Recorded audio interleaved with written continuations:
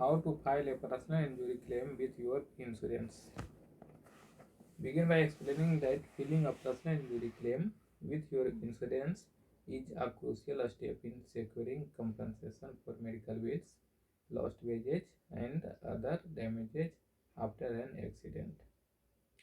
Emphasize that while the process can seem overwhelming, following a clear and organized approach will help us streamline the claim and increase the chances of the successful outcome. Reassure the audience that by understanding each step of the process, they can effectively manage their claim and avoid common pitfalls. So, number one is seek medical attention first. Stress the importance of seeking medical attention immediately after an accident, even if the injuries seem minor. Explain that insurance companies require documentation of injuries from a healthcare provider to process the claim. Encourage the audience to keep records of all medical visits, treatments, and prescription, as these will be vital for the claim. So now second is notify your insurance company. Advise the audience to notify their insurance company as soon as possible after the accident. Most insurance policies have a time limit for reporting accident, so it's essential to report the accident promptly. Explain that reporting the incident promptly will allow the insurance company to begin the investigation and claims process right away. Mention that when notifying the insurance company, it's important to be truthful and provide as much information as possible about the accident. Gather documentation and evidence. Emphasize the importance of gathering all relevant documentation and evidence to support the claim. This includes accident reports. If the accident involved law enforcement, ensure you have a copy of the police report. Medical report include doctor's notes, medical bills, hospital's records, and any documents showing treatment. Witness statements. Collect statements from people who saw the accident or can attest to the circumstances. Photos. Take photos of the accident scene, vehicle damages, injuries, and any other relevant details. Repair estimates or invoices. If your vehicle or property was damaged, include repair estimates or invoices. Explain that having thorough documentation helps prove the extent of the damages and injuries, making it easier for the insurance company to assess the claim. Fill out the claim forms.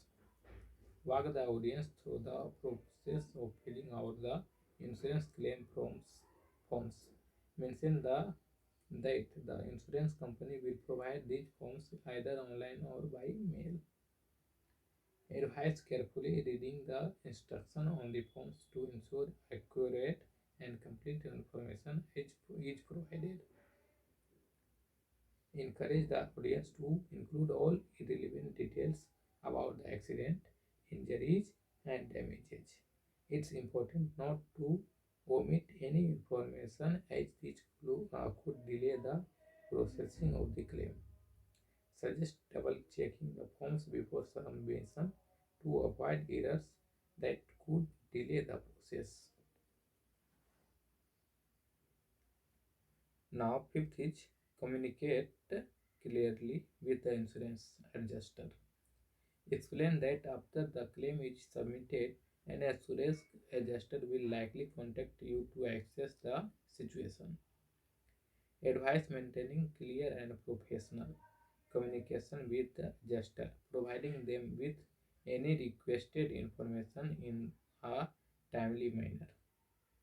Encourage staying organized and keeping a record of all interactions disaster, including emails, phone calls, and letters. This can help avoid misunderstandings and ensure that everything is documented. Understand your policy coverage. So, discuss the importance of understanding your own insurance policy and the type of coverage it provides.